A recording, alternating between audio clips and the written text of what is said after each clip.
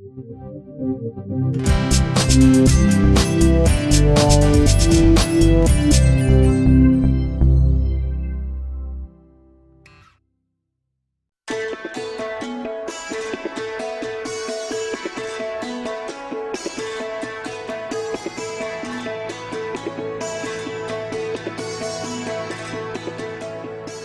artist this morning is here with Matthew Potch, painter and artist.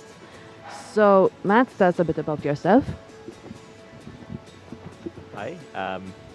Yes, I'm 24 years old. I'm uh, I'm an artist, and that's a bit of a shock. Never thought that would happen. I've just about finished my master's degree in biology, so I try to keep it varied. Art, science, keeps life interesting. So, you're a painter, yeah? How long have you been painting, and do you have a mentor? Well, I've been painting since I was about 10 years old, so that would be around about 14 years now. I haven't always been painting. I started out sketching, but learning um, really techniques and principles of art in a very classical sense. And I do have a mentor. I learned under the tutelage of Matthew Kassar of Rabat. Really, he's been fantastic and extremely supportive of my career so far. So, let's talk about your paintings now and the fact that you're an artist. Talk me through the process. Like, what inspires you to paint and influences your work? What goes through your head, really, when you paint? It really boils down to a scene. It's something that strikes you. If you're looking at art from a visually aesthetic point of view, then it's something about a scene where multiple elements combine: the light, the color, the shade and shadow and texture of the objects in the scene, and it strikes you, and there's something you want to capture about it. So, most of your work exhibited today is seascapes and landscapes. Is that like your preferred subject, or is it something which um, part of your work?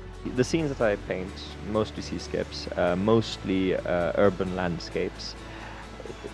There's scenes that are very close to my heart. I really enjoy painting these topics. The sea is a fantastic, dynamic, wild beast, and it's fascinating. And really, that's what you need to paint. It's the things that fascinate you. And the same goes with the urban landscapes, the city streets, rustic streets, really. I find that the interplay between light and shadow, as it's modified by the buildings, the different textures, especially the traditional Maltese balconies. So the texture of the wood of those balconies, with the stone of the buildings, that creates a really interesting dynamic, and that's what I try to capture. So, do you have any artistic heroes and influences? Absolutely, I really do. And they kind of change over time. So it's more like an all-star team of artists that inspire me. And they would absolutely have to be Caravaggio, Rembrandt, J.M.W. Turner, brilliant guy, and Van Gogh. Oh yes, and Monet, and maybe Cézanne. Okay, it's a very large team. But they each of them have something in their work which is brilliant. I really do try to incorporate my favorite aspects of these masters in my work. So let's go going back to your work. What materials do you use and mediums? My absolute favorite medium would have to be acrylic on canvas, and the reason for that is it's so forgiving. If you make a mistake, it's very easy to fix. It dries very rapidly, so it does enhance your output of work. But I do enjoy sketching, pencil, watercolor, gouache, pastels are fun to use. So I do enjoy using a lot of other media, but acrylic really, it really blends well with my style. So you're a painter, an artist, but you've also been involved in Strummin as one of the guitarists. Does that, the fact that you're a guitarist, have influenced on your work? I know you've participated a couple of times. Is there a relationship between the two? Okay, the truth is that I focused on my visual artistic side of things, my painting, for many years. But I've always been fascinated with music, and I've always wanted to learn how to play an instrument and really express maybe the musical side of me, if there is a musical side of me. And that's what Strummin represents. It was a fantastic opportunity to meet up with brilliant people, such great characters, and as one of the guitarists in the guitar choir, I think it's called, um, yeah, I learned from really scratch, from base zero. I do not know how to hold a guitar.